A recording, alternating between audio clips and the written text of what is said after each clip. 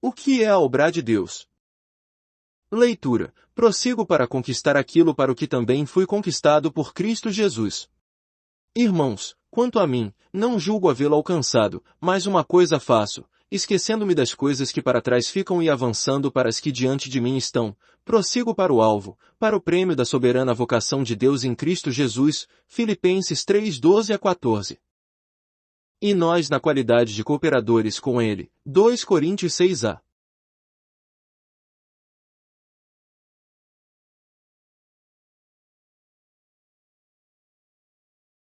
Deus tem sua obra. Essa não é a sua nem a minha obra, tampouco é a obra desta missão ou daquele grupo. É a obra do próprio Deus. Gênesis 1 nos diz que Deus trabalhou e, depois, descansou. No início, Deus criou a luz, os seres vivos, o homem e assim por diante. Ninguém, a não ser Ele, poderia realizar essa obra da criação. E hoje Ele também tem sua obra, que não é a obra de homem algum e que homem algum pode fazer. A obra de Deus não pode ser feita por ninguém, a não ser pelo próprio Deus. Quanto mais cedo aprendermos isso, melhor, porque as obras, as ideias, os métodos, o zelo, a seriedade, os esforços e as atividades incansáveis do homem não têm qualquer lugar no que Deus está fazendo. O homem não pode ter mais parte na obra de Deus hoje do que poderia ter nos tempos remotos da criação.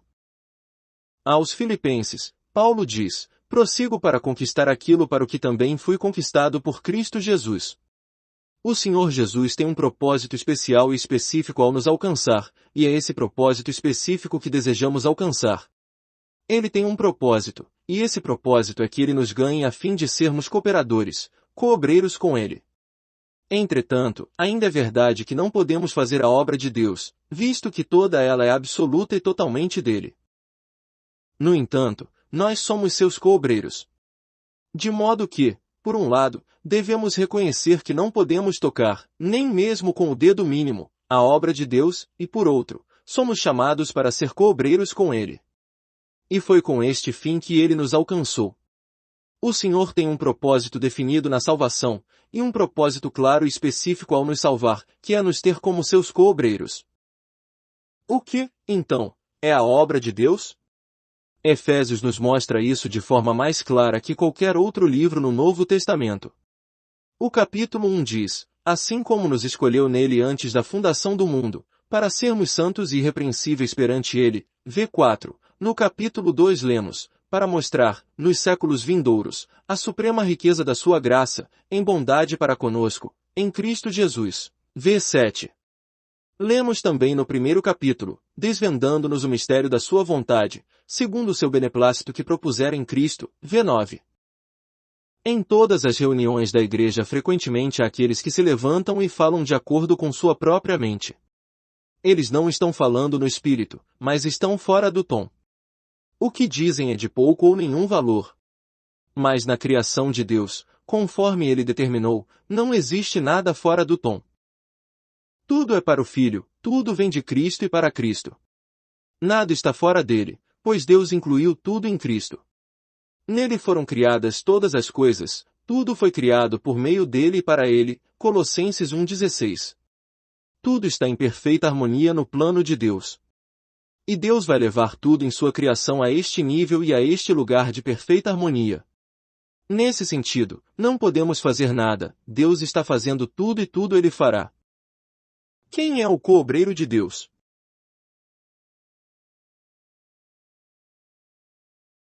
O coobreiro de Deus é a Igreja. Em 2 versículos de Efésios citados anteriormente temos um vislumbre das duas eternidades. 1. Nos escolheu nele antes da fundação do mundo e, 2. Para mostrar, nos séculos vindouros, a suprema riqueza da sua graça, em bondade para conosco, em Cristo Jesus. E o nome do vaso por meio do qual isto é feito é o corpo de Cristo, que é o recipiente de Cristo. Quem é, então, um coobreiro de Deus? Bem, não é alguém que deseja trabalhar para Deus, alguém que vê uma necessidade e deseja atendê-la, não é nem mesmo alguém que conduz pessoas à salvação, antes, é aquele que faz o que Deus lhe designou em seu eterno propósito, e ele faz apenas isso. Se enxergarmos realmente aquilo para o que fomos conquistados por Cristo Jesus, todos os nossos labores, todas as nossas obras formais para Ele serão esmagados e feitos em pedaços. O alvo e objetivo de Deus em tudo é revelar seu Filho, manifestar seu Filho, mostrar a suprema riqueza da sua graça, em bondade para conosco, em Cristo Jesus. Este é seu eterno propósito. Este é o objetivo que você tem na obra que está fazendo agora? Se for menos do que isso, então você não é um cobreiro, um cooperador com Deus. Você pode perguntar: como saberei se estou trabalhando junto com Deus? Isso pode ser facilmente respondido. Você está satisfeito com o que está fazendo? Se você não satisfaz o coração de Deus, você mesmo não poderá se sentir satisfeito. Não se trata de comparar sua obra com a de qualquer outro. A questão é se tudo o que você realiza é bom, isto é, bom aos olhos de Deus, aceitável a Ele ou que procede dele e é alinhado com seu eterno propósito. Paulo declara: prossigo para conquistar aquilo para o que também fui conquistado por Cristo Jesus. Não precisamos olhar ao redor e criticar os outros, desejando saber se é possível que todo o resto esteja errado e nós, poucos, estejamos certos. Isso não tem qualquer valor e é prejudicial. Não se incomode com os outros. Asseguremo-nos de nós mesmos estarmos prosseguindo para o alvo, para o prêmio da soberana vocação de Deus em Cristo Jesus. O que é a Igreja? Quando começamos a procurar aqui na Terra por alguma coisa, uma igreja, um testemunho, um movimento, uma doutrina, uma coisa exterior visível e tangível, descobrimos que ela se torna imediatamente mais outro cristianismo técnico. E apenas uma coisa terrena, morta e sem utilidade. O corpo de Cristo, entretanto, é vivo e espiritual. Mas quando está morto, se torna imediatamente apenas uma coisa. Devemos ser simplesmente um grão de trigo que cai na terra e morre e produz muito fruto. Isso é seguidamente repetido através das eras. É um assunto sempre e para sempre celestial, nunca existe o toque da terra nele. A igreja não é uma coleção de judeus, gentios, brasileiros, americanos, chineses e outros. Por acaso não está escrito em Colossenses: o novo homem, no qual não pode haver grego nem judeu, circuncisão nem incircuncisão, bárbaro, cita, escravo, livre, porém Cristo é tudo em todos. 3:11. Muitos acham que o que nos permitirá cruzar os portões do céu é ter um pedaço de Cristo em nós. Esse é um conceito horrível, porque na entrada do céu está a cruz, e nesta cruz você e eu e todos os outros seres humanos fomos crucificados. Todo judeu, grego, brasileiro, americano, chinês, e qualquer outro, foi pregado naquela cruz e nunca chegará ao céu. Somente o que entra é Cristo, nada de nós jamais entrará. Isso é a igreja. Qualquer coisa em nós e sobre nós que seja Cristo ou de Cristo é a igreja. Tudo que em nós teve origem em nós, qualquer coisa que não seja o próprio Cristo em nós, não é a igreja e nunca entrará no céu. Pelo contrário, será destruído. Aquilo em nós que é a vida sem mistura de Cristo é o que Deus eternamente reconhecerá e é com isso que Ele contará para trabalhar. E somente esse elemento é que poderá trabalhar junto com Deus. 2. A obra de Deus nesta dispensação. Leitura. A graça foi concedida a cada um de nós segundo a proporção do dom de Cristo, e Ele mesmo concedeu uns para apóstolos, outros para profetas, outros para evangelistas e outros para pastores e mestres, com vistas ao aperfeiçoamento dos santos para o desempenho do seu serviço, para a edificação do corpo de Cristo, até que todos cheguemos à unidade da fé e do pleno conhecimento do Filho de Deus, à perfeita varonilidade, à medida da estatura da plenitude de Cristo, para que não mais sejamos como meninos, agitados de um lado para outro e levados ao redor por todo o vento de doutrina, pela artimanha dos homens, pela astúcia com que induzem ao erro. Mas, seguindo a verdade em amor, cresçamos em tudo naquele que é a cabeça, Cristo, de quem todo o corpo, bem ajustado e consolidado pelo auxílio de toda a junta, segundo a justa cooperação de cada parte, efetua o seu próprio aumento para a edificação de si mesmo em amor. Efésios 4:7, 11 e 16. Vamos considerar agora o seguinte assunto: o que é a obra de Deus nesta dispensação? Encontramos a resposta na passagem de Efésios citada acima. A obra de Deus nesta dispensação é formar o corpo de Cristo. E a obra da igreja é exatamente a mesma, isto é, formar o corpo de Cristo. Todo o corpo efetua o seu aumento para a edificação de si mesmo em amor. Nenhuma missão, escola bíblica, grupo evangelístico ou coisa semelhante pode jamais tomar o lugar da igreja ou fazer a obra da igreja. Para o aperfeiçoamento dos santos. A típica igreja de hoje está preocupada principalmente com a salvação de almas, mas no Novo Testamento, como em Efésios, não vemos isso. Cristo deu alguns para serem apóstolos, alguns para serem profetas, outros para serem evangelistas e outros para pastores e mestres. Por quê?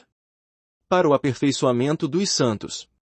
A principal preocupação da igreja hoje parece ser salvar os homens do inferno, da punição, da dor e da perda. Isso é bom, mas não é o propósito de Deus para a igreja. Não é sua obra para a igreja. A tarefa que ele designou para a igreja é o aperfeiçoamento dos santos, porque a obra de Deus e a obra da igreja é a formação e edificação do corpo.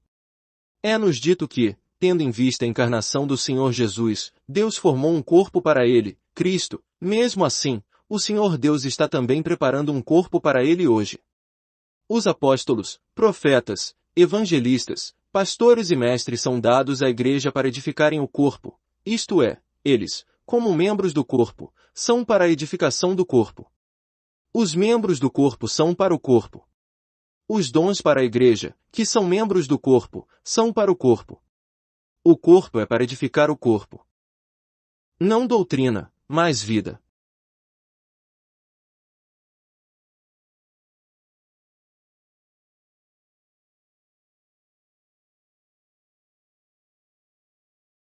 Pode a obra de Deus estar fora da igreja em alguma missão, grupo evangelístico ou qualquer outro órgão? Nunca. Porque tem de ser a própria igreja, o corpo, que faz a obra do corpo. Isso decide as considerações sobre obreiros ou missões independentes, grandes ou pequenas, notavelmente organizadas ou motivadas pela fé. Se estão separadas do corpo, estão separadas da ordem de Deus. Isso não é um princípio ou doutrina, mas é uma questão de vida.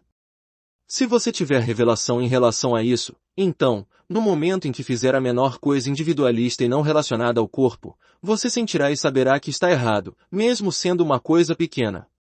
Não existe absolutamente qualquer lugar para independência ou individualismo, pois isto é o ego, isto é você, não é Cristo.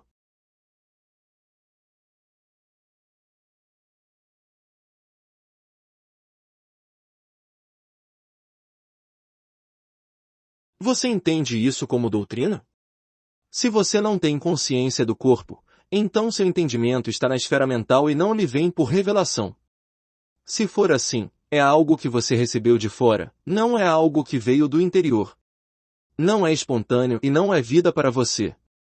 Pelo contrário, é algo em sua mente e não uma revelação, caso contrário, você teria consciência do corpo.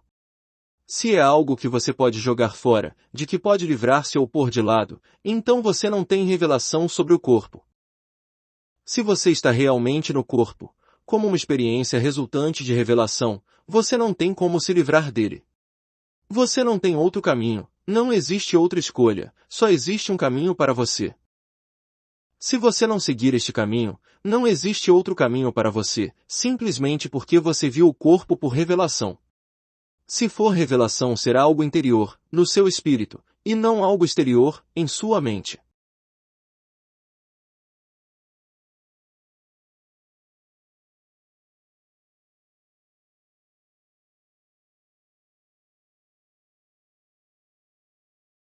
Fora da igreja, que é o corpo de Cristo, não há possibilidade de trabalhar para Deus. Se você for a um lugar onde existe uma igreja verdadeira, isto é, uma expressão do corpo de Cristo que é realmente sua igreja, você não pode trabalhar separado daquela igreja, isto é, não relacionado com ela. Não abrigue a ideia de que os apóstolos, profetas, evangelistas, pastores e mestres são os únicos obreiros que Deus estabeleceu no corpo e para o corpo. Realmente não são os únicos, cada membro do corpo é designado por Deus para trabalhar para Deus e para o corpo para a edificação do corpo. Não é que alguns são obreiros e outros são simplesmente membros do corpo. Todos são obreiros. O corpo de Cristo deve edificar a si mesmo. Tudo deve vir do corpo e tudo deve ser para o corpo. Não estamos aqui para estabelecer algo, para estabelecer uma coisa, para sermos um modelo de culto, para representar um novo movimento. Estamos aqui para representar uma expressão da vida de Cristo em seu corpo. Em Xangai, o que quer que seja do Senhor, quem quer que seja do Senhor, qualquer coisa e qualquer um que represente uma medida da vida de Cristo, nós os consideramos como pertencendo a nós. Eles são parte de nós, quer percebam ou reconheçam isso, quer não, e nós somos parte deles. Se não for algo vivo, não é a igreja. Uma coisa morta não pode ser seu corpo. Geralmente o que mantém unido a uma missão ou obra é um conjunto de doutrinas, algumas especiais, ou o próprio fundador, que pode ter sido um homem piedoso. Que o Senhor nos livre disso, pois tudo isso é morto. O Espírito Santo não pode apoiar tal coisa ou ministrar a ela, pois é uma coisa, e o Espírito Santo só pode usar um organismo vivo, o corpo, a igreja. Toda obra deve sair da igreja e toda obra deve ser para a igreja, para a sua edificação. O alvo de tudo o que mencionamos é encontrado em Efésios 4:13, até que todos cheguemos à unidade da fé e do pleno conhecimento do Filho de Deus, à perfeita varonilidade, à medida da estatura da plenitude de Cristo. Isso nunca poderá ser realizado individualmente, só pode ser realizado e alcançado como um corpo. Portanto, peçamos a Deus para tratar conosco e cortar todo o individualismo, todo o pensamento próprio, toda a decisão própria e toda a ação e movimento individualistas. Nossa vida inteira deve ser vivida no corpo. Peçamos ao Senhor para nos ensinar como viver no corpo. A vida do corpo não é algo que possamos estudar, mas é algo muitíssimo natural e espontâneo, se estamos no corpo por revelação.